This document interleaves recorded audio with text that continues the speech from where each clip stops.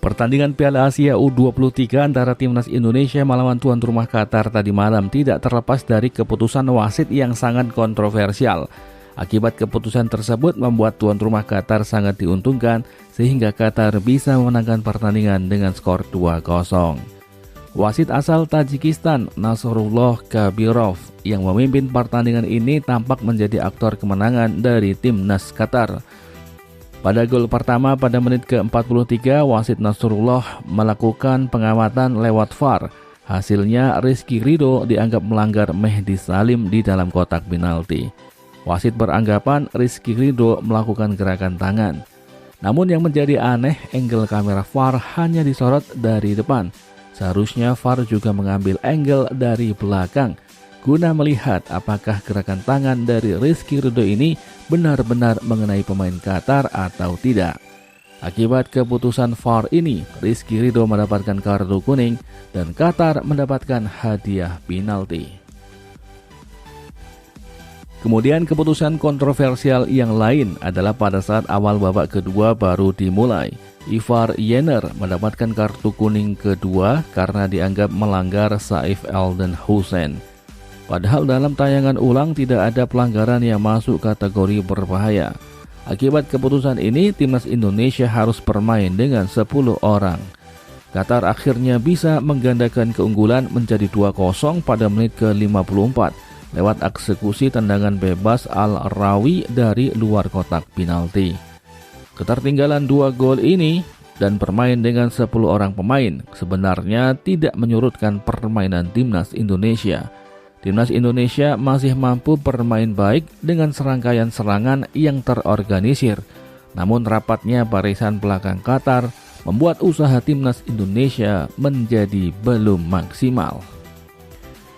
Upaya Timnas Indonesia U23 untuk mencetak gol semakin bertambah berat karena pada menit ke-96 Ramadan Sananta yang masuk sebagai pemain pengganti di kartu merah oleh wasit Nasrullah. Karena dari hasil pengamatan VAR yang dilakukan oleh wasit Nasrullah, Ramadan Sananta dianggap melakukan pelanggaran keras terhadap kapten Qatar Muhammad Ayas. Jadi Timnas Indonesia harus bermain dengan 9 pemain di sisa waktu pertandingan. Namun meski bermain dengan 9 pemain, Qatar tidak mampu lagi untuk menambah keunggulan. Hingga pertandingan usai, Qatar tetap menang dengan skor 2-0. Kekalahan ini tentu sangat menyakitkan bagi Timnas Indonesia. Satu grup dengan tuan rumah Qatar adalah hal yang sulit untuk dihindari. Usai pertandingan, pelatih Sintayong mengatakan bahwa timnya tidak boleh menyerah karena peluang untuk lolos fase grup masih terbuka lebar. Untuk itu, Sintayong berharap pada laga selanjutnya nanti para pemain bisa tampil maksimal dan penuh dengan percaya diri. Mengenai wasit yang memimpin jalannya pertandingan, Sintayong mengaku tidak habis pikir atas kepemimpinan wasit asal Tajikistan ini. Menurut Sintayong, wasit terlalu berpihak kepada tuan rumah.